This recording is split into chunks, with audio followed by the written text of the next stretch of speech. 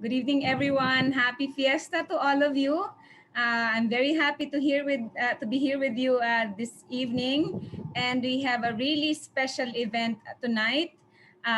We are very pleased to have been given the opportunity to have two futurists with us, two people respected in the field to have sort of a conversation with us.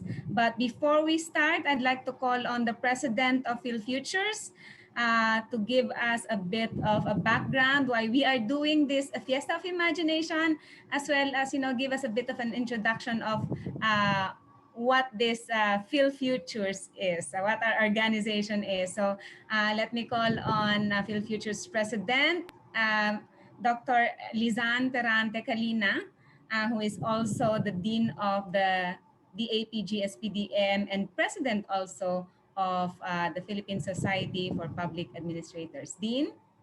Yes, thank you very much, Sheila. Isang magandang gabi po sa inyo lahat. Good evening, good morning, and good day to everyone. We have participants from different parts of the world, and this is not only a local fiesta or a festival of imagination, but this is really a global activity that is for the purpose of celebrating our first year anniversary this June 19, 2020. And of course, we started this activity last June 2 and will end in July 2. And that is a month-long activity of the Fiesta of Imagination. So we started with an activity that is called Hiraya Foresight, that is about an exploration of an indigenous-based futures thinking. And this activity is already our 5th installment for the first year anniversary of Phil Futures, which is a professional organization with the purpose of really democratizing futures thinking in the Philippines across all sectors of the country. And after that, we had our anticipatory governance towards a futures-ready Philippine public service. And in the afternoon, it was followed by an activity which is Futures Thinking 101 with our regional directors and assistant regional directors from the Department of Education. They are our target as well, no? Because futures thinking and foresight must start with the basic education sector. After that, we also have organizers, and these organizers are the youth. They are college students, and they are from the University of the Philippines, and they entitled their webinar "The Features of Human Environment Interaction." So we had a 2-day celebration for that one. And of course, tonight we are privileged to have with us, of course, Zia Sardar and Scott Jordan to discuss with us, no, the post-normal times, a conversation. And the post-normal times was coined by Zia, which described as the transnational period of time where we find ourselves in where little can be relied upon, and that the futures before us are highly volatile before the forces of complexity, chaos, and contradictions. So again, please enjoy the conversation, and then just type in the chat box your insights and perspectives about the conversation tonight. So welcome and happy Fiesta. On to you, Sheila. Thank you very much, Dean. So our event for tonight is Imagination in Post-Normal Times, a conversation with Ziauddin Sardar. And Zia is the director of the Center for Post-Normal Policy and Future Studies.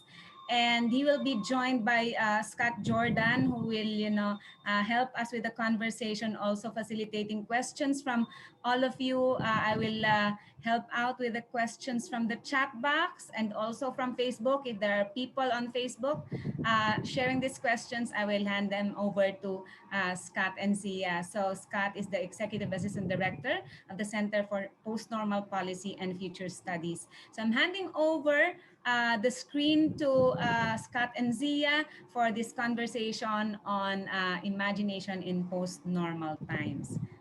Zia and Scott? Thank you very much. You start the ball rolling. I think Scott will be responsible for all the technical stuff. I'll just talk. Okay. Well, I'll pretend I'm in charge of the technical stuff. They actually have people doing that for us. So here we are. Thank you for that wonderful introduction. I was afraid I was going to have to introduce you, Zia, and now I don't have to, because now everyone knows who you are, which is, or they should have already, at least I think. So, but just to give you a few words, we are the Center for Postnormal Policy and Future Studies. It's sort of an international network of thinkers and educators, writers, researchers, futurists, all dedicated towards studying policy, future studies, and of course, post-normal times, which is, as everyone had told you so far, this wonderful transitional period where things don't quite make sense, which I think is very prescient in these pandemic times we find ourselves in. So hopefully we don't have to convince you too much anymore, and much of that has been done by the events we've found ourselves within. So to kind of get things rolling, so Zia, we're going to be talking about imagination, which is something you've been thinking about a lot lately. As a bit of a history, I suppose, 10 years ago, actually maybe 11 years ago, but I don't think we count 2000 or 2020, right? That year didn't really exist for many of us. You had written Welcome to Postnormal Times for Futures, and this was the paper that essentially coins the phrase that we've been using. And at the end of that paper, to, I suppose, give you all spoilers for the paper, you prescribed for us that the way out, or the way to navigate these postnormal times, is going to involve creativity and imagination. So what got you to those items in particular? Why did you focus on those in postnormal times? I think imagination is very, very important. It has always been very important, but I think specifically so in the period that we find ourselves in.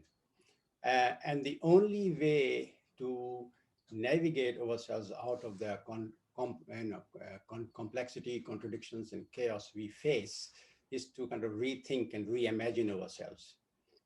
So we have to basically imagine a solution first, and then move towards the solution.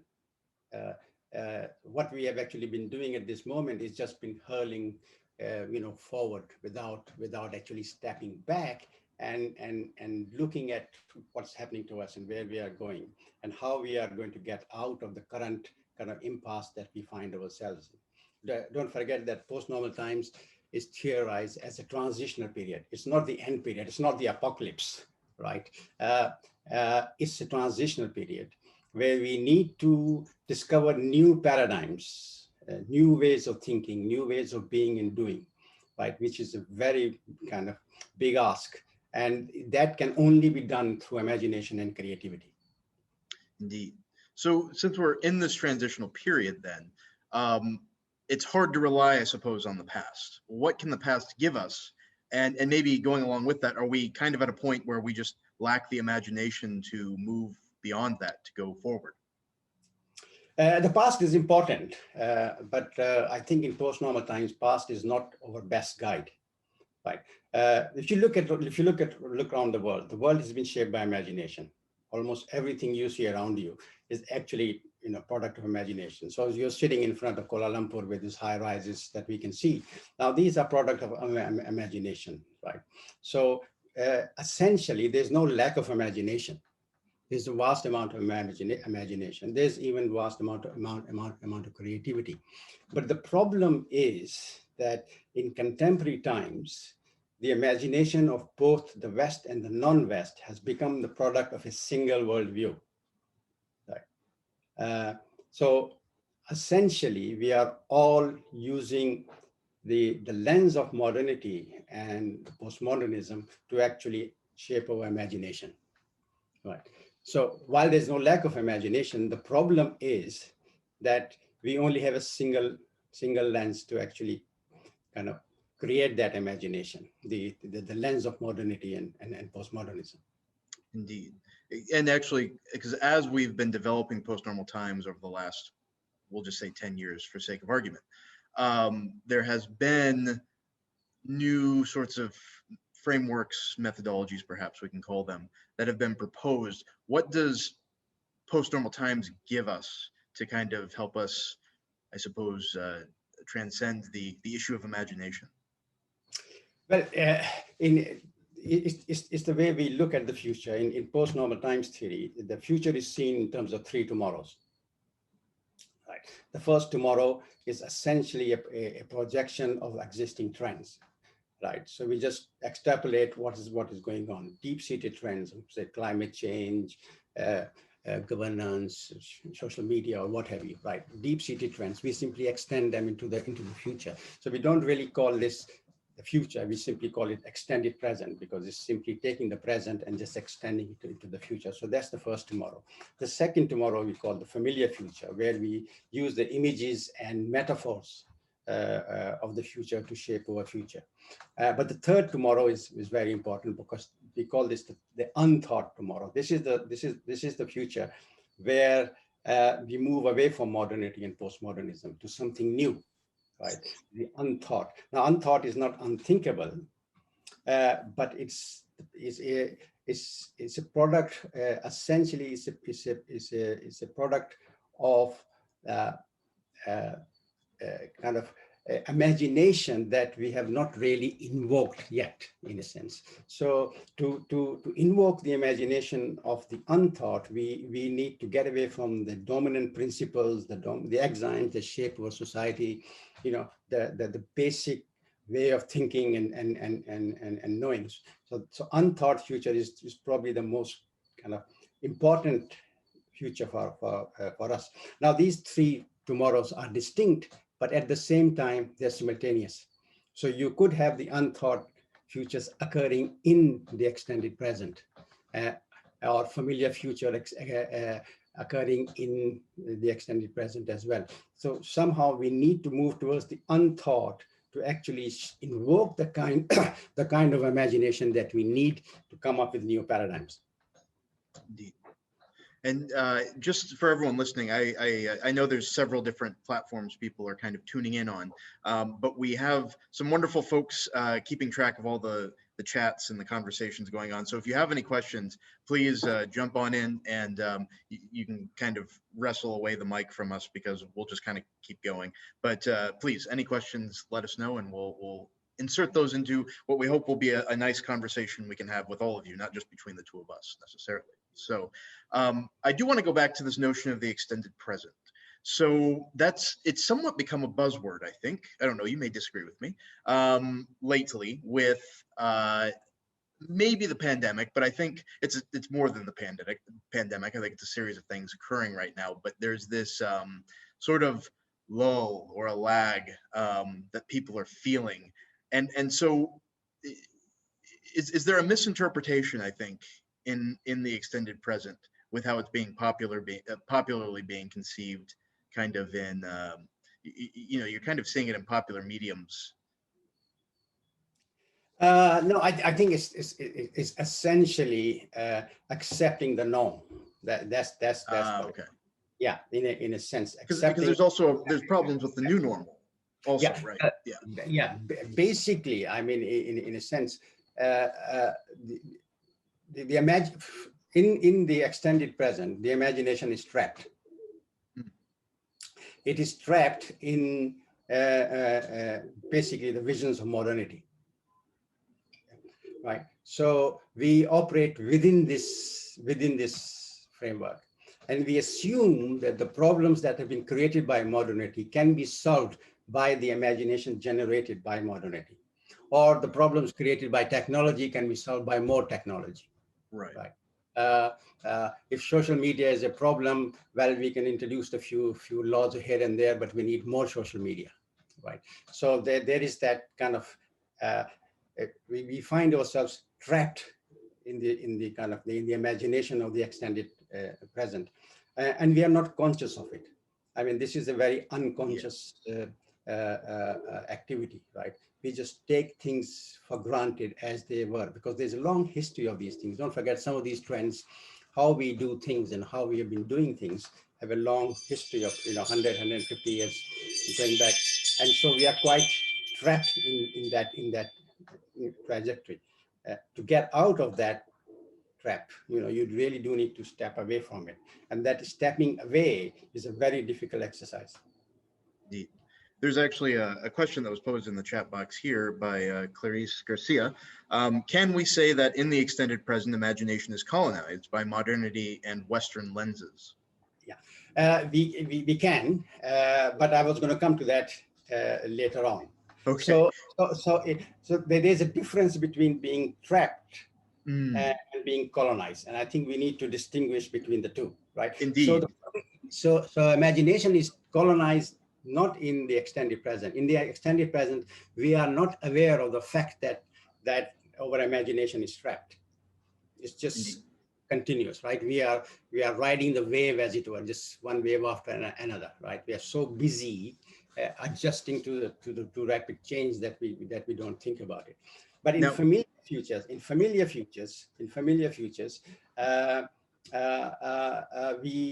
shape familiar futures using the images and metaphors of the future that are out there. Now, so the familiar futures, in familiar futures, the imagination is colonized. It is colonized by our conscious use of metaphors and images. Now, Jean-Paul Sartre tells us that that images and metaphors can be turned into image fact, right? So we assume that these metaphors are image facts, right? And we are conscious of what we are doing, right? But we are still colonized by modernity and postmodernism.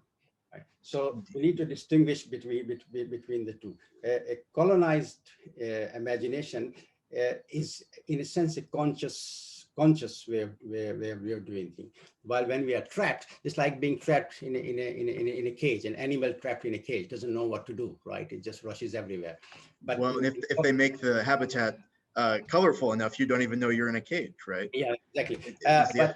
But the colonized imagination is where we actually use the metaphors out there. We don't realize that these metaphors are image fact that we imbibe within our consciousness. So they become part of our consciousness in a sense, right? So we shape imaginations according to these metaphors, right? According to the images we see. So we are still, for example, obsessed with flying cars, right? Because that image goes back, 50, 60 years, and it's kind of deeply imbibed in our, we have been colonized by the image. We are conscious of the image, and we may even be conscious of the fact that we have been colonized by that image, but we continue to proceed with that. Now, in the unthought imagination, we really do need to step out of modernity and postmodernism, right? We need to realize that part of the problems are some of the basic principles we operate on. The basic principle, for example, that nature is there to be exploited, right? Nature is there to serve us. Now, that's a very major assumption that is that has been part of Western civilization, an integral part of modernity for the last 150 years. So we need to question our basic assumptions, right? And then move on. Now, my feeling is that here the West is not going to help us very much. We need to go towards images and more metaphors of non-Western worldviews, right? Because they give us a slightly different take on what imagination is all about, and they also kind of liberate us from modernity. But again, there's a problem here, because the non-West also largely operates within familiar futures and within extended present. So that, so we can't romanticize that the solution lies in the non-West, but different languages have different concepts, right? And it is through conceptual analysis, it's through different concepts that we imagine different things, right? So we need to capture that in that sense. Indeed. And actually, because I was going to take it slightly back. Cesar, I do see your question. I'll insert it here a little bit later because I think you're jumping a tad bit ahead. So good on you. But the question I was going to pose is, with postmodernism, is that the cop-out of the trap in the extended present? That's the impression I get of it. Is that, well, okay, we're trapped, so let's just, there is no grand narrative. There is no, it's all subjective. Yes, in a sense, but the world, contemporary world, in my opinion, is shaped as much by modernity as it is by postmodernism. Yeah. I mean, in Kuala Lumpur, there are hotels which are consciously designed as a postmodern products, right? Yeah. So they have no sense of direction. So there's one hotel you go in and you're totally lost. You don't know where you are, right? And it's, I don't know whether you've been into, I've forgotten the name of that. Sunway now, I think. Yeah. Mm-hmm. Yeah, specifically designed as a postmodern, architecture. I mean, people were very, very proud of it. But essentially, it's a meaningless thing. When you go in, there's no sense of direction in that sense. So postmodernism essentially was a reaction to modernity, right? The excesses of modernity, in a sense. But then, if you say that everything is meaningless, then you are not just saying that everything is meaningless in the West. You're also saying everything is meaningless in the non-West, where meaning is very, very important. It is provided by tradition. It is provided by religion, by family structures, and so on and so forth. The quest of meaning is an essential element of many non-Western lives. I would argue that it's also relevant in the West. I mean, people always looking for meaning. But in the end, what postmodernism did was to turn itself into an arch narrative, of liberal secularism. And then if you say all truth is relative, then you end up with the post-truth world. Right. And there's still postmodernists who are trying to defend the post-truth world. Well, there's a nobility to it, right? Because the idea is that, well, we want to give voice to the non-Westerners. So how do we do that? But you see, the voice given to the non-West is not according to the criteria of the non-West. It is according to the criteria of the West, right? And what happens? I mean, this is a very subtle thing here. What happens is that some Western scholars who are very conscious of what's going on, and they're anti-racist, they're wonderful people who actually love traditional, non-Western cultures, right? Then end up becoming the heroes of the non-West. So the non-West still can't speak, in a sense, and it can only speak within the arch meta-narrative of liberal secularism, right? So even though postmodernism was supposed to give voice to the voiceless still don't have a voice. Their voices are that are given by Western scholars, especially anthropologists and ethnographers, right? Or they have to speak within the language of capitalism, within the language of modernity and postmodernism. They still don't have a get out clause in a sense. So this is why my book on postmodernism and the other is subtitled "A New Imperialism of Western Culture," because essentially postmodernism turns out to be a new form of imperialism. It's a new form of, I mean, it has dispensed with all the meta narratives, but it has turned itself into a meta narrative. Right. Indeed. Excellent. Well, before it gets away from me, I'll ask Cesar's question. What is the role here in the Unthought tomorrow of collective hopes and the dominant narratives that we just mimic and echo? I think there is no hope for the dominant narratives in the post-normal times. The dominant narratives have brought us where we are at this moment in time, right? And we are facing serious existential problems. And to be honest, all of these problems, right? Climate change, kind of exceeding planetary boundaries, racist artificial intelligence, the kind of mass abuse of social media can be laid on the doorsteps of Western civilization. Right. So there's no real hope for the dominant narrative. We have to get away from dominant narratives. What post-normal times tells us is that it is the dominant narratives which brought us to this transitional period.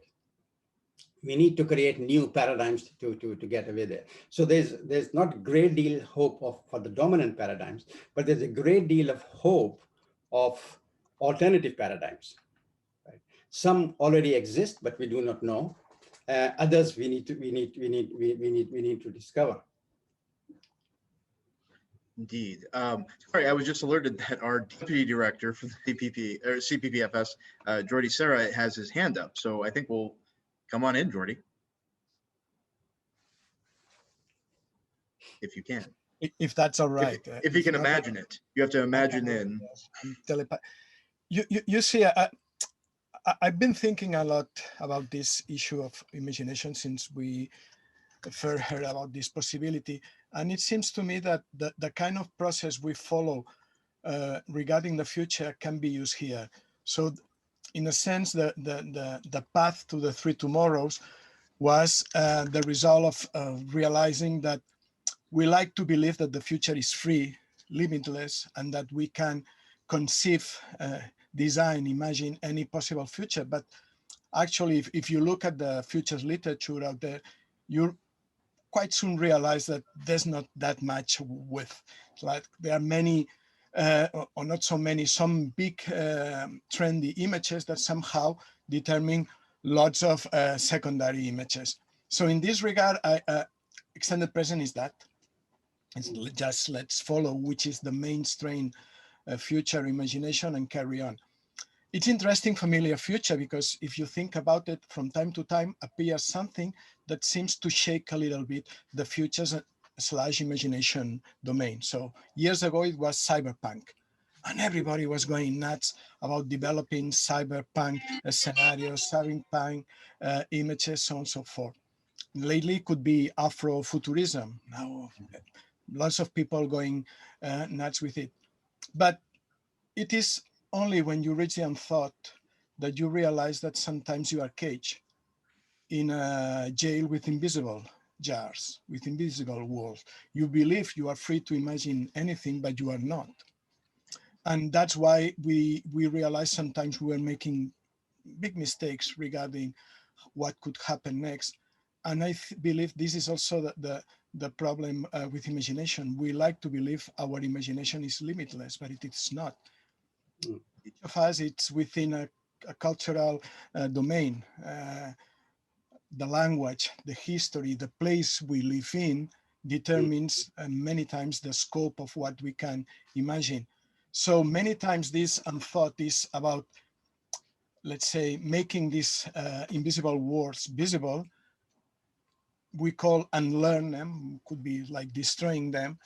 But you see, if you don't engage in this conscious exercise of trying to find out what are the limits of your imagination, you won't be able to transcend them. So I think that the subject of this topic and this whole meeting is incredibly relevant for us as futurists, if I may, because sometimes we just, as Zia has said, we just propagate someone else's ideas and notions, and we make our contributions to keep colonizing the future.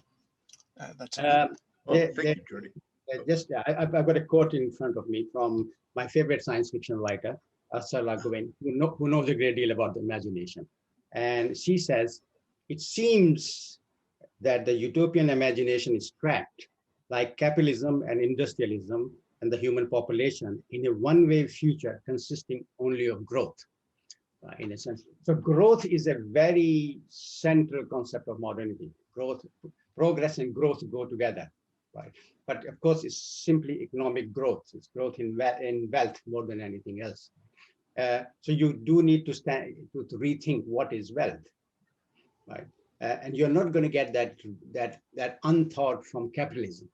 which is based on growth and wealth. So it has to come from non-capitalist societies in a sense. So I think that the ideas of the non-West have become crucial and are much more important than the ideas of the West. I've been reading a great deal of philosophy over the pandemic, and I have to tell you that Western philosophy is absolutely in abysmal. I mean, it's just absolutely trapped in its own kind of confusions. You just can't get out of the whole exercise. We really do need to know. We really do need to kind of rethink our way out of all this kind of mess that the West has produced in terms of thought, in terms of ideas, modernity, postmodernism, what have you, growth, efficiency, all these kind of concepts. To find new concepts that can then invoke the kind of imagination that we need to shape the unthought. It's interesting because that, of course, brings what is now, I'm hearing it more and more, even though we've been saying it in all of our workshops for yonks. It's easier to think of the end of the world than the end of capitalism, which is attributed to like 3 or 4 different people. So some say Frederick Jameson, some say Zizek, so I don't remember exactly who had said it first, but that kind of adds into it. Yeah, I think Mark Fisher has a title. His book on capitalism. The first chapter has that title. Yeah. Well, and so interesting because Jordi, what you brought in, because that makes me think of, okay, so we have Blade Runner comes out 1980, 1981, and suddenly cyberpunk is kind of born out of that, right? But on the flip end of that, so recently Bridgerton was very big on Netflix. And so now there's almost a weird nostalgic backwards romanticism towards that sort of, posh age. But what they tried to do is they tried to do it with a post-race lens. And my argument is I think it failed miserably because the problem is that they're still trying to deal with race issues that need to be dealt with in both the Western context, but also in the global context, because it takes on kind of a different face, I suppose, in different contexts. But is there with imagination, is there a weird battle between fads and nostalgia? And is that just more of the trap, or are we starting to get into the familiar future a bit? I would argue that that's simply that's a trapped imagination. Because it still uses the criteria of Western modernity to shape the notion of anti-racism, right? In that sense, right? So it's very much a trapped imagination in a sense. But this does not mean that the unthought is not happening. You see, there's a wonderful book that has come out recently. I think it's called Mother Tree or something like that, where the scientist, she's a botanist, is studying trees, but then comes across the limits of science, or limits of science as we practice it today. And she brings her personal life, all the emotions she's going through, to understand what's happening. And then she discovers that the trees actually talk and they communicate each other. Of course, initially the scientific community rejects it, but then she publishes 2 or 3 papers, and now it's established fact that trees communicate. They have a sophisticated root network where they communicate. And in fact, they may even communicate with us, although we have not discovered. Now, so that's the unthought. If you see, the unthought is coming. She's moving away from the dominant paradigm of science and objectivity and bringing in certain level of subjectivity from her own experience to learn something new. There are a number of other kind of works that have come out that kind of explore the nature of unthought. And one of the most hopeful signs for me is the emergence of ignorance as a viable university academic discipline, right? Agnotology. So what's actually happening is that we are beginning to realize that every advance in knowledge, and don't forget, imagination and knowledge go together. The kind of knowledge you produce is the kind of imagination you have, right? So the advances in science and technology and all the new mode of productions of knowledge are producing equal amounts of ignorance that we have to deal with. A vast quantity of ignorance. And that's, again, the unthought, because in the conventional mode of thinking, ignorance is out. Knowledge is knowledge, full stop. But now we are discovering that ignorance is at the center of knowledge. Sometimes it's the focus of knowledge, right, in a sense. So the whole kind of development of ignorance studies is a very hopeful sign. And one of the point is that we are very ignorant of the unthought, right? And we are very ignorant of the genuine alternatives that exist in the non-West. Right? We've kind of westernized these alternatives, but we haven't actually explored them within their own criteria, with their own concepts. Indeed. And actually, that brings to mind, and I'm trying to think of the author. I can't think of the author right now. There's a trilogy of books. The first book is titled Annihilation, and Annihilation was actually made into a film that I think was released on Netflix for people outside of the US, and people inside the US had to see it because it was distributed through someone else. I don't remember exactly, but the film was interesting. It wasn't quite as good as the book, I'd argue, but which tends to be the case, I suppose. But the book has this notion of, so a problem is presented where there's this zone of territory that they suddenly quarantine off, and weird things are happening and they can't explain it. And so they send in this group of scientists, sort of like, it's actually, it's kind of a ripoff of Stalker, the Soviet science fiction film. It has that same sort of premise, except where Stalker was an allegory for Chernobyl and the nuclear problems. This is more, I guess, more environmental, maybe. That might be the context of the metaphor.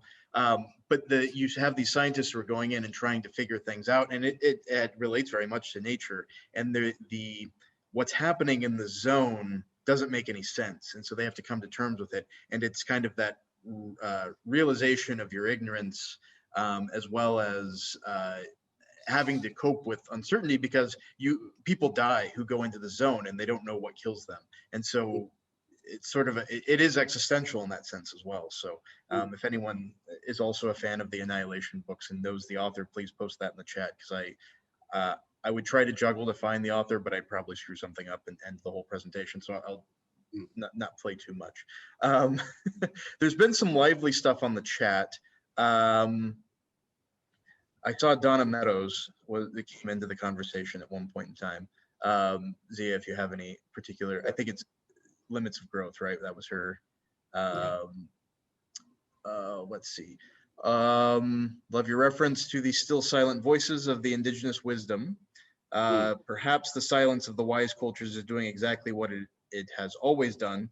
The current about 200-year-old noises from the latest adolescent culture of the West will die out. It too will become silent and stop its damage. We have, I wonder if there is. The point is that we cannot assume, we cannot assume that the West's damaging culture will stop. It's like a juggernaut, right? You know, in juggernaut on the highway of history or highway to the future. We need to be proactive. We know that essentially it has reached the end, right? But the problem is that we are now a globalized society. So if something serious happens in the West, it happens to all of us, in a sense. So we need to kind of play a proactive role in trying to slow down the West, as it were, right? And then kind of navigate its decline. Again, it's not going to be like that, because it's going to be, the West is going. It's like at this moment the West is like a wounded tiger. It's kind of hitting out everywhere, in a sense, which can make it more dangerous. But what's interesting is it has a vampiric notion to it too, where even when it's dead, it still feeds. It keeps going. Old paradigms seldom die. I mean, yeah. The thing is that you can't teach new tricks to old paradigms. We really do need new paradigms, and it doesn't help. You see, if you have, say, two of the major world civilizations, China and India, they're essentially an extension of modernity and capitalism, right, in a sense. So the Chinese are not really operating according to the traditional Chinese wisdom. They are working in a globalized capitalist system, and they're part of that capitalist system. They're adding to its device, right? And same thing is happening in India. So the Indian metaphysics, for example, is very, very profound. And one of the main features of Indian metaphysics is non-Aristotelian logic, the fourfold logic, yes, perhaps, maybe, no. And Jain metaphysics even has sevenfold logic, right? So instead of exploring this, what we have is in India going towards the far right, right? You know, moving towards fascism, following the trends of the West. So the non-Western civilizations also have to look at their own culture and invoke the imagination in the tradition and history that they have. And I'd second that with Chinese thought as well, because there's actually the perspective. There is the perspective of actually Chinese thought is the completion of all these and the perfection of all these Western ideals. And so we talk about capitalism with Chinese characters, or this notion that this sort of neo-Maoism that's currently happening politically is not some brainchild of Lenin through Stalin, all the thinkers, and then throw in all the other, Ho Chi Minh and things like that. No. It's actually it's an Eastern concept that has, if you think of communism as this crooked coat hanger, they have straightened it back out. But that doesn't solve the problem, I don't think. And so you get into these sort of mental traps, which brings us kind of to the notion, we haven't talked about it yet, is the manufactured normalcy field. And I'm wondering if you want to speak a little bit about that and maybe how that contributes to, I mean, obviously that very much forms or is responsible for the imagination we find ourselves in. Is there anything in that notion? So I guess to really quickly lay it out, manufactured normalcy field is laid out in the Three Tomorrows paper that you and John Sweeney had wrote, that it is sort of it's somewhat is inspired by Noam Chomsky's manufactured consent, but then there was is it Rao was the I think we try to synthesize from number of different sides. I mean, the basic argument is that we tend to create normalcy. Right? Yes. So even where the situation is not normal, we manufacture a normalcy field because we feel comfortable within it. So this is essentially what is happening in a post-pandemic world. We want to get back to the kind of normalcy that we have. So even the new normal we are creating is essentially a kind of manufactured normalcy field of the old normal, right? Which is a way of trapping yourself further. So essentially, it's the manufactured normalcy field is enhancing the fact that you're already trapped. Your imagination is already trapped in the extended present, in a sense. I mean, none of the people who have talked about the new normal have actually argued that the new normal cannot be capitalism, right? To a certain extent, COVID-19 is a product of modernity and capitalism. It is, in fact, a unique pandemic in history, because never in history has any pandemic stopped the world, on its track. I mean, masks and social distances have existed, but the fact that the whole world comes to a stop, but the clock keeps ticking, is a very specific product of COVID-19. The whole economy comes to a grinding halt. That's a very specific product of COVID-19, right? And essentially, if we did not have this kind of globalized travel, right, and products exchange and all that going on, and things moving with speed, COVID-19 would never have spread as rapidly as it did, in a sense. So if you want to avoid other pandemics like that, and I fear that there's real danger of other pandemics coming out. There are only one or two indications. Then you have to do something about the capitalist mode of production. Hardly anybody has said that. Indeed. Yes. Sorry, I was looking through some of the questions here, trying to, we've kind of gotten away from it. There's an interesting one here. Is there a way of measuring or determining the reality of these imaginations done in post-normal times to the intended alternative futures? So science fiction novels or movies are products of imagination, but the question really is how these fictional products of literature do actually affect our current experiences towards the spectrum of futures. What are your thoughts about these realizations? I'm not sure whether there's a way of measuring things in terms of imagination, but there's absolutely no doubt that science fiction shapes our images and metaphors of the future. I mean, it is not by accident that bits of Kuala Lumpur look like Blade Runner Los Angeles, right? It's not a coincidence that the Makkah Tower in Saudi Arabia, the most holiest place in Islam, looks like a set of a Hollywood movie, right? So imagination coming from science fiction has played a very powerful role in shaping. But it's also interesting that why we need to ask why vast majority of science fiction is apocalyptic and dystopian. Right? There's hardly any such. The conventional utopias, you know, Thomas More and even B.F. Skinner, Walden too, had certain notions of kind of utopian thought in the sense that it was they thought it was a good thing, right? They did not have a dystopian or apocalyptic vision kind of entrenched in it, and we've lost that as well to a very large extent. And so most science fiction is essentially how we are going to be ruined in a sense. And again, that's also both simultaneously a trapped and a colonized future. Yeah, there tends to be a great despair and hopelessness, I suppose, in these futures. So where is the hope, I suppose? Can I complement this reply by Zia? Yeah, please.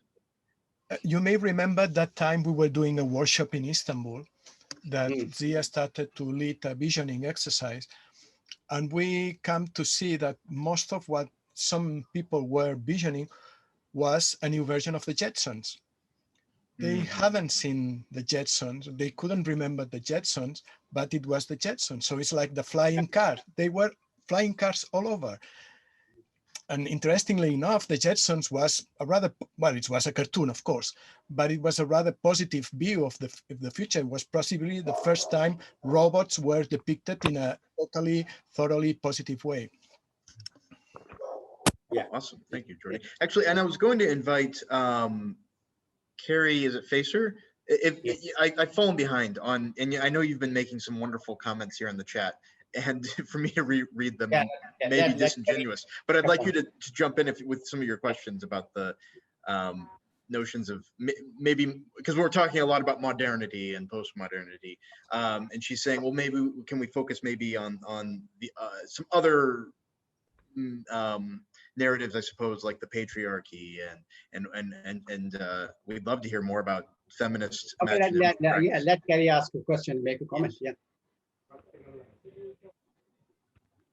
I think she has left the group already.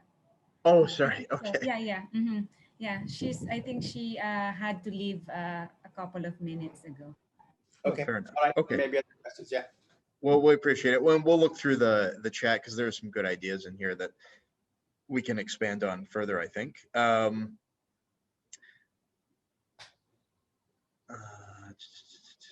Oh, okay. This is quite interesting. The interesting comment about I find the rise of attendance at Comic-Con conventions and cosplay interesting in terms of people wanting to engage in other worlds and embody metaphors of characters taken from science fiction movies. That does kind of that does ask me. So escapism, right?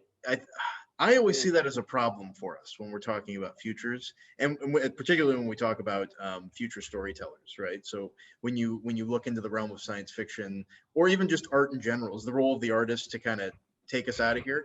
So, because another interesting anecdote is that during the pandemic, right, things would get so kind of dire, and I've even heard stories out of India after this most recent wave that was quite horrific, and they turn to the artists and they say, help us, get us out of this. And there's sort of a debate as to can we just rely on the artist, or is there something more in that?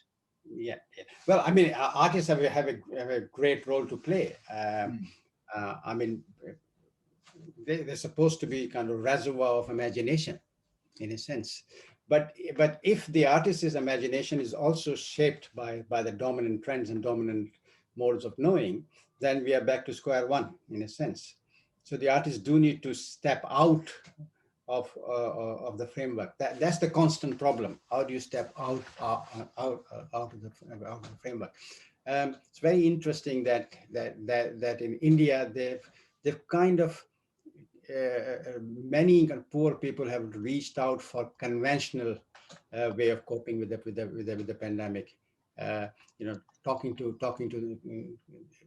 villages, organizing themselves into community and isolating them as communities, as semi-sustainable communities, and so on and so forth. In a sense, the modern Indian state could not deliver the goods. This is pretty obvious. In the first lockdown, we've had literally millions of migrant workers who had to walk for hundreds of miles back to their village, and many didn't make it, in a sense. So simply just lockdown like that in a mega state like India with 1.2 billion population, it was devastating. So how do you kind of tackle a pandemic like that with that kind of population base and with that level of poverty? Indeed. Excellent. Well, actually, I was going to take it back to, unless anyone wanted to jump in, please feel free to jump in with any questions you have. There was a request to address Carrie's question, and I think this is the essential one. So I wonder if there are imaginative traditions within Western modernity which have been disallowed and which also provide a resource for a different source of imagination. For example, feminist traditions of thought and women's knowledge that was denied from the enclosures and witch hunts onward. Can we tease out and unpick the different traditions that exist within Western modernity, as I think Zia has suggested elsewhere? I'm thinking of Donna Meadows' argument about vision and culture, the need to imagine a world to move towards. Yeah. I think here again, then we need to maybe I've mistakenly given the impression that I think the West is a monolithic entity, right? It's definitely not. It has its own traditions, right? Which are very rich. The Romantics, for example, were great people who relied on imagination and placed great deal of importance to imagination. There are, of course, also non-patriotic tradition within the West, and recently we've had the feminist scholars questioning the dominant scheme of things. But I would say that these are not product of modernity. See, the Romantics were not modern in any sense of the word, right? The contemporary feminist scholars may be modern in the sense that they exist within the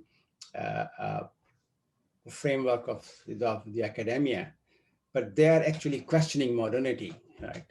So for example, the feminist physics movement by Sandra Harding and all that, right, is very critical of modernity in the sense. I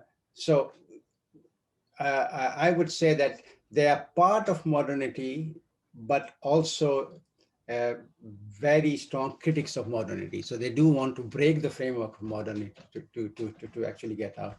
And patriarchy is something, of course, that exists everywhere in the West and the non-West. So that's also a structure that we need to. So patriarchy itself is a form of trap that traps imagination. Right? So to think of non-patriotic way, we have to break that hold as well, and only then we can have non-patriotic forms of imagination. This, of course, does not mean that we have not had non-patriotic forms of imagination coming out. I mean, I recall a very famous book from India, Sultana's Dream. I've forgotten I think it's published right around 1915 or something like that, where the whole society is ruled by women. And it's a wonderful, I mean, it's not a very big novel, it's a wonderful novel of how, in fact, the women reshape the imagination of the continent. And actually, because that does kind of spur the question, when we're talking about countercultures, when does a counterculture, I guess, become part of the culture itself? Because is that another fear we might be running into with some of these? So, because actually, I'd argue a lot of science fiction writing is a response or even a criticism of modernity, especially the stuff that's coming out, some of the Soviet stuff, some of the stuff that's coming out at the end of the Cold War, Arthur C. Clarke, the iRobot guy, who I'm kind of embarrassed in forgetting his name right now.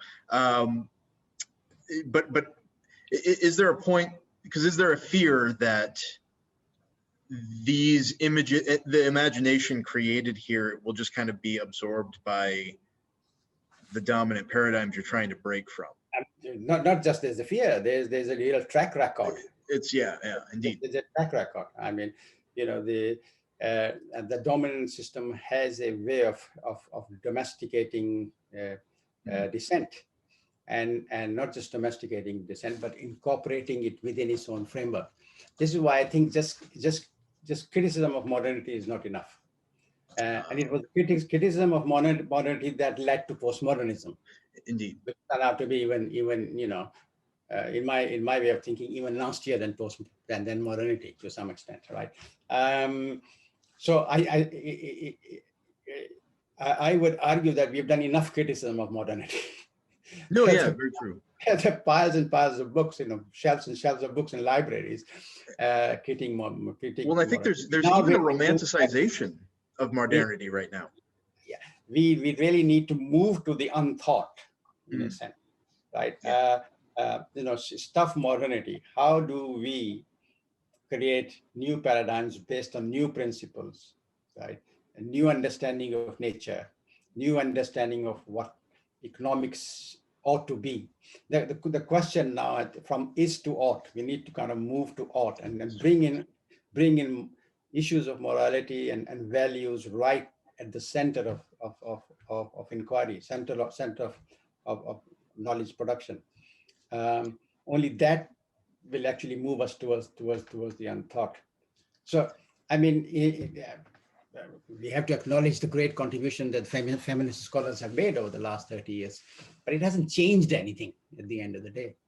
And many disciplines have, you know, dissenting disciplines, like culture studies or media studies or what have you. They've been domesticated. They're part and parcel of the dominant system now. Indeed. Yes, and I was gonna all the kind of, you know, alternative movements. It's very interesting that most of them seem to come out of California, one particular place where you have the New Age, you know, you have the environmental movement, the flower childs and what have you know, all sorts of stuff coming out. Hollywood was invented as a counter movement to all the filmmakers in New York who invented motion picture, essentially. Precisely. So alternatives within the Western paradigms are not, even though they may be very critical of the dominant system, I don't think have taken us very far. We can look at their history and prove that very, very easily. So we really do need to now step back. I keep emphasizing that point. We need to step back and say, look, in a sense, where we are now is the collective product of all the thoughts of modernity and different groups and individuals, etc., and postmodernism. Now we need to consciously move towards the unthought. And that requires a different form of conscious imagination, right? We need to move. You see, one of the reasons that I think that the emergence of ignorance studies is very hopeful is because the first thing you need to do is to accept that you are ignorant of certain things, that ignorance is part and parcel of the whole enterprise that we are engaging in. So that's a form of awareness, right? So that awareness then can lead you to think, look, my imagination is trapped, or I've imbibed the metaphors and images of the future to such an extent that I am now consciously colonized, right? How do I now create the unthought, right? So it has to be a completely different exercise than conventional modes of criticism of modernity. Okay, and because you introduced the notion of an ethical imagination. Yes. So I think that when we're doing this, whether you want to call it unlearning, unthinking, self-critique of imagination, what opportunities do we have when we come back with this new unthought imagination? And I think this might be where your ethical imagination comes in, because we can sort of, we can readjust the focus, right? So it's not so much, imagination doesn't become this almost Sisyphean journey, right? To try and overcome some paradigm that's not even worth your time and energy. But you can actually imagine a more just world, or a more harmonious nature, technology sort of future. But don't forget that we have to replace the dying paradigms. Okay. Law of conservation of mass. Yeah, in thought. we have to replace the. So what do we replace the concept of growth with, that Ursula Le Guin was pointing out? Perhaps with degrowth, right? Or no growth. That's the kind of unthought, no growth, zero growth, right? Then we are immediately led to a problem. What do we do about developing societies where growth is essential? Otherwise, they'll continue to be trapped in poverty and what have we. What is the alternative to capitalism, right? So we need to create new paradigms of doing economics that they do not rely on conventional notions of capitalism. We know now the systems cannot be just continue to be improved and made more and more efficient, because we have now reached a point, I would know, the Ziauddin's point, where efficiency is actually increasing inefficiency. The more we make a system, try to make it more efficient, the more inefficient it becomes. We've reached that point. Right? So what do we do with that? Why is that the notion of progress does not incorporate the notion of progress in moral terms? I mean, these are the conversations that we need to have. But of course, it will take time for us to think of new paradigms and new ways of doing things. In a sense, to what I call the transnormal. We have to move from the normal to the transnormal, which is over and above modernity and postmodernism, but incorporates some of the best features of modernity and postmodernism as well. Also relies to a large extent on non-Western thought as well. Wisdom of indigenous people, the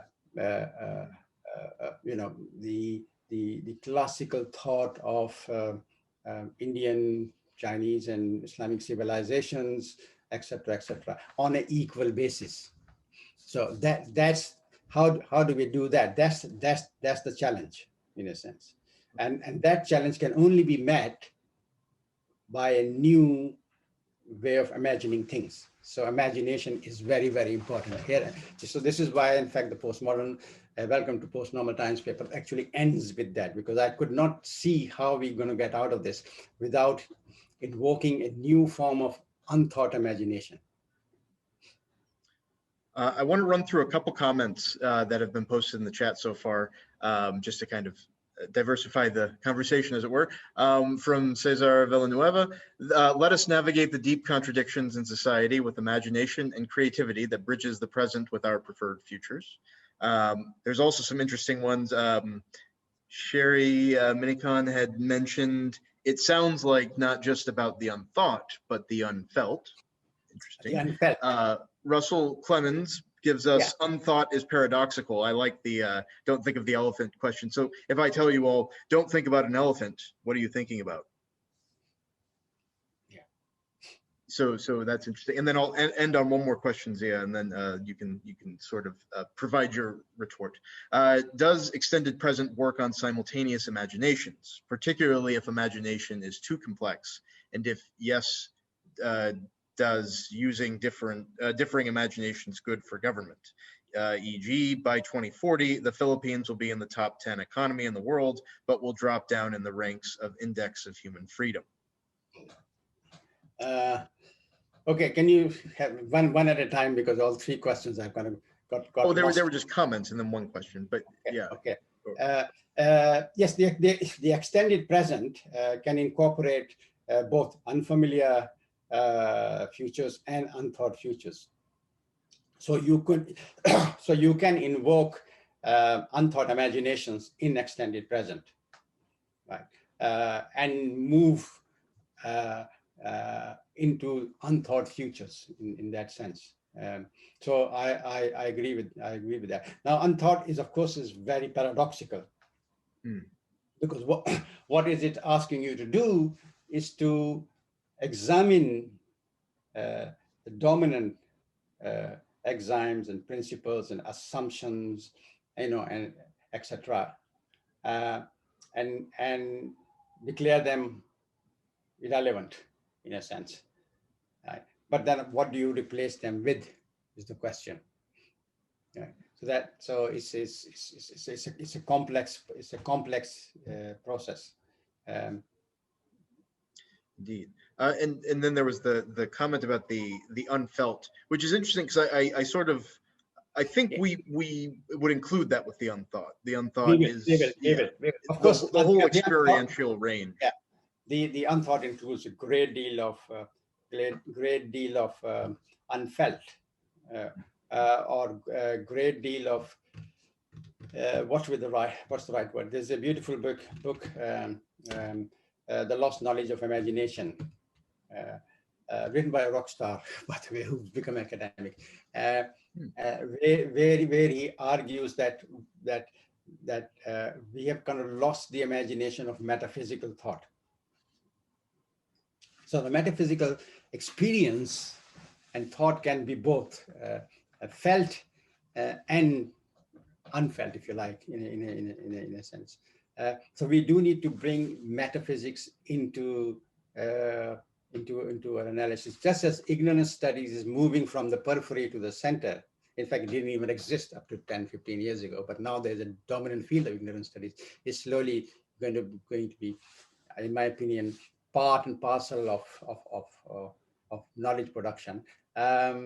Similarly, we need to bring in metaphysics in our analysis. But here, the metaphysics, there is a big difference between the metaphysics of the East and the West, right?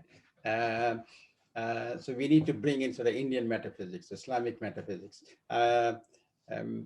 I just a personal anecdote. My son was doing, younger son was doing PhD, and he read Heidegger's book on being, and he kept we started discussing, and he says, I'm quite impressed by it. So I said, have you read Mullah Sadra's on being, which is like 3 times the size of, right? So I gave him a copy, and his mind was blown up totally. He said, why hasn't anybody taught me this, right?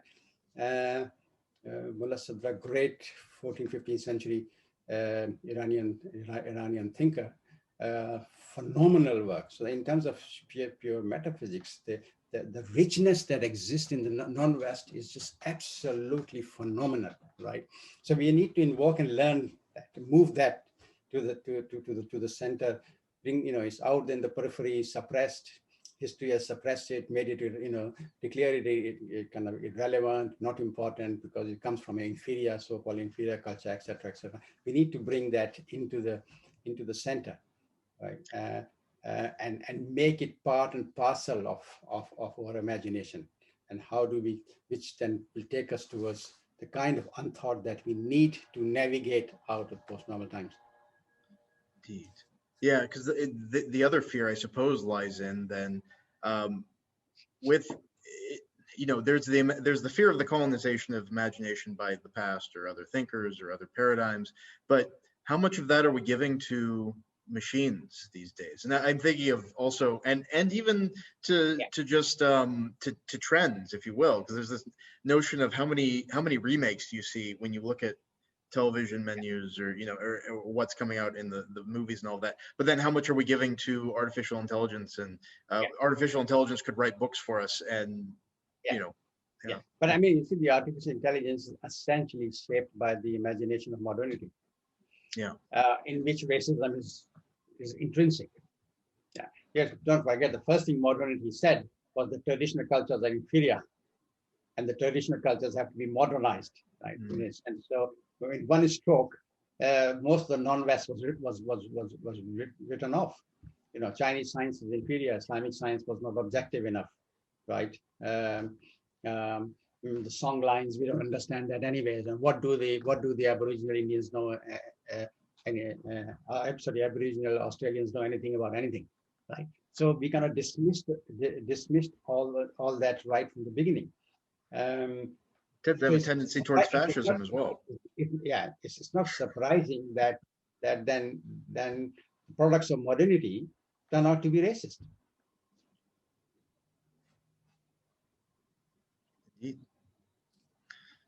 Yes, there was I'm curious about this question. Can we replace it with just consciousness of the process itself? Who is that? Juliana, did you want to elaborate on that? I'm not quite sure of the question. I think we need. I didn't know what you were referring to. I think it got lost in the chat. Sorry. Ask her to explain the question a bit. Yes. If you'd like, you can jump into the conversation. Otherwise, you can just put it in the chat as well. So, much appreciated. Juliana, you can unmute your mic. Yes.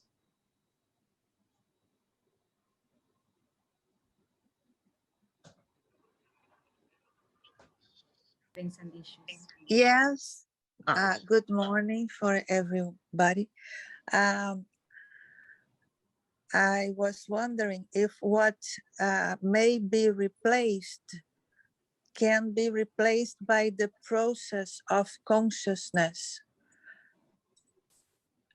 Oh, so you mean with the paradigms that need to fall or die, or what have you? We replace those with a process of consciousness or awareness. Yes, because if we replace for another paradigm, this paradigm at some point will become old again.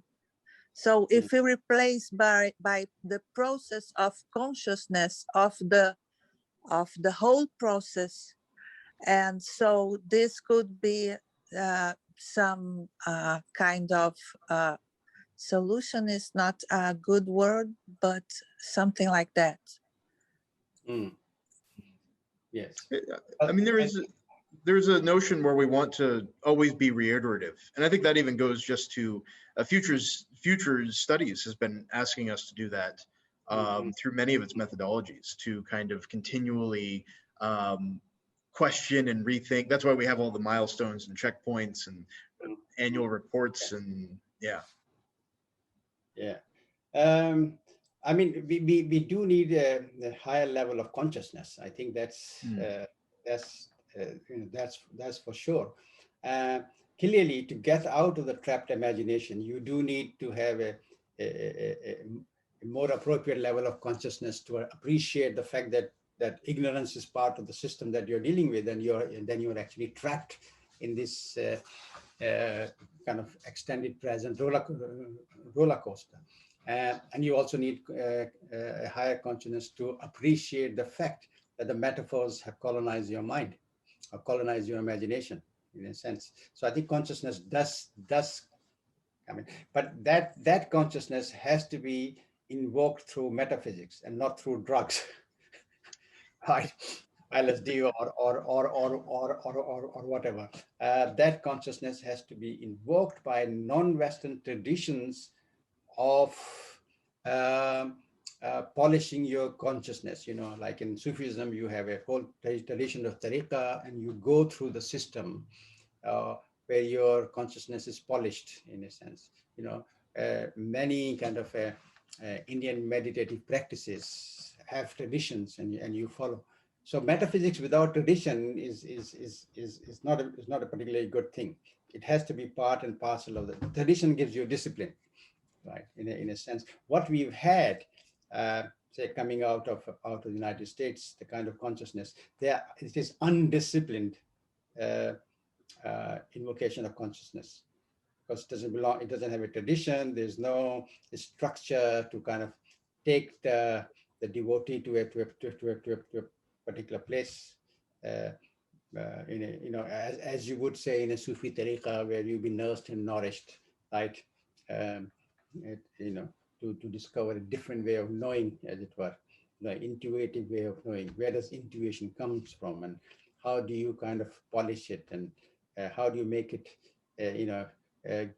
give it certain type of discipline, rather than just having, kind of wild intuition that's leading you in all direction. How do you make your intuition more ethical, in a sense? All right. Well, thank you, Juliana. And Sheila, just so that we're not overrunning our time, there were a couple more questions in the chat, but you didn't have any last things that you wanted to, or shall I continue with the questions on the? Yes, please go on, Scott Okay. and Dia. Okay, thank you. So Russell Clemens had asked, Unthought sounds resonant with surrealism. Can this be related to the deep cultural appeal of the hybrid Hindu god image of man, god, elephant, etc., i.e. a block and resistance to this very thinking styles now exhibited via Western capitalism, etc.? Well, not to my knowledge. I don't think Unthought is connected to surrealism. I'd even think surrealism is not necessarily unthought. In fact, it's more of a problem with coping with whatever the present is. Yeah, because I think it works in various paradigms, right? Yeah, in a sense. But I mean, the great surrealists were also part and parcel of modernity. Indeed, yeah. They're trying to cope with modernity in that sense. Yeah, So one does need to kind of break that framework. Indeed. All right, and then we had one more question from Modafar. How do you see intercultural differences, beliefs, values, worldviews, metaphors, ... How could it be used to imagine a shared future? Yes, that's a very good question. That's a very good question. I see everything you've described as a rich resource. Non-Western notions of whole string of concepts and ways of knowing, ways of being, ways of doing. All of that is a very, very rich resource. And it's an essential resource for developing a sharing and cooperative culture. Now, it is interesting, when I earlier said that the Western ways of doing things have reached an end, I didn't actually say that the West has reached an end, right? In a sense, going forward in the future, we need to work to be together, in a sense. So cooperation and collaboration is essential, but there's a big difference between cooperation and collaboration and assimilation. Up to now, what has been happening is that the West, because the sheer culture power, culture, intellectual knowledge power it has been assimilating Western ideas and notions and appropriating them. Right? But we need to move to a place where there's some semblance of equality, that the Western notions and ideas and concepts are seen in equal terms and have equal power as well. So we need to enhance their power to a certain extent, to have genuine synthesis so that we have appropriate synthesis that is based on sharing, cooperation, collective community, collective global community, unity with all the diversity that we have. Right? And that's how I would have imagined transnormal times, in a sense.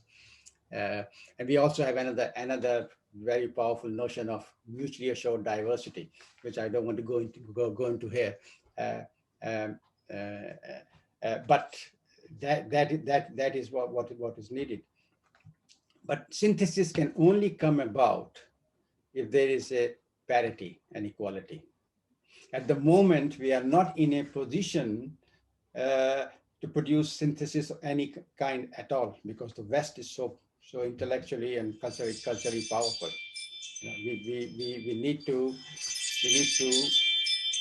enhance the power of non-Western cultures and their ideas and their notions and their concepts.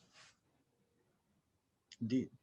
All right. Well, excellent. I think we have time for maybe one more. So there was a nice comment by Cesar Villanueva.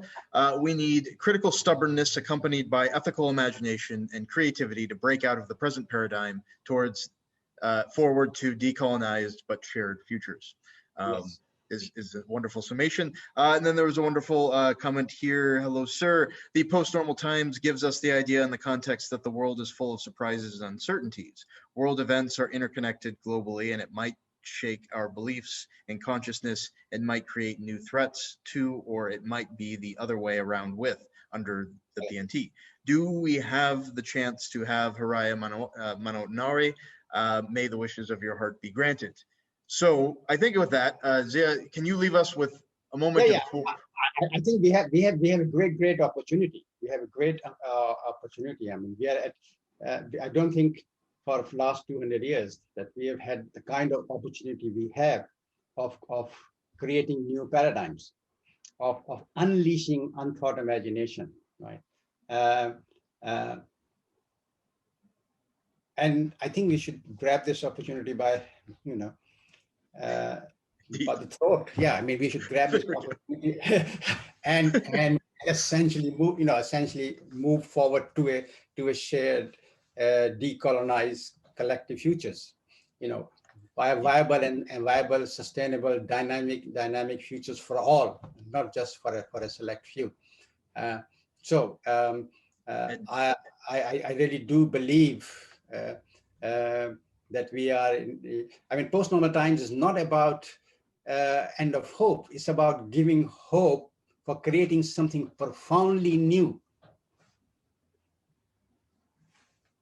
Indeed, that's it. And Shelby Zuma, fear not. I think there is hope especially for Africa and the various communities there. A lot of cool, imaginative, creative stuff coming out of there in all different fields of art and thought. I mean, it's wonderful. Yeah. So with that, I think we've run out of time. So I'll hand it back over to Sheila to tell us to, please leave. Oh, thank you very much, Zia. Thank you, Scott, for really unpacking this. I would say crazy web of imagination. This what you call trap of our paradigms, old paradigms, and the need for more ethical imagination. It is more needed now than ever.